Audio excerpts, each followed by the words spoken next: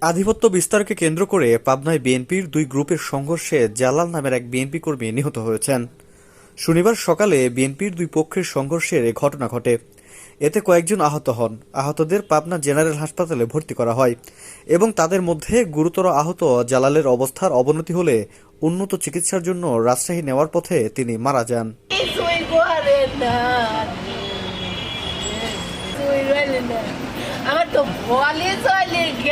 পাবনা সদর উপজেলার হেমায়েতপুরে আধিপত্য বিস্তারকে কেন্দ্র করে বিএনপির দুই গ্রুপের ইউনিয়নের সাবেক চেয়ারম্যান ও জেলা বিএনপি সদস্য মুনতাজ আলীর সঙ্গে ইউনিয়ন বিএনপির সাবেক সাধারণ সম্পাদক আবুল হাশেম গ্রুপের বিরোধ চলছিল। শুক্রবার রাতে ওই এলাকায় ইসলামী জলসা নিয়ে বাকবেতনটা হয় তাদের মধ্যে। সেই সূত্র ধরে সকালে দুই গ্রুপের মধ্যে সংঘর্ষের ঘটনা ঘটে। এতে কয়েকজন আহত হন। তাদের পাবনা জেনারেল হাসপাতালে ভর্তি করা হয়।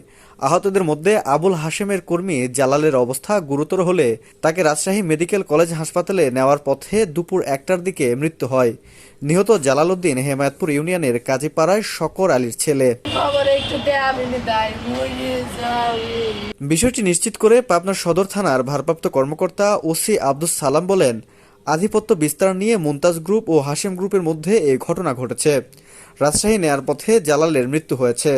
মরদেহ উদ্ধার করে ময়নাতদন্তের জন্য হাসপাতালের মর্গে পাঠানো হবে। আইন শৃঙ্খলা পরিস্থিতি মোকাবেলায় পুলিশ মোতায়েন করা হয়েছে। হুমায়ুন কবির, সময়ের আলো।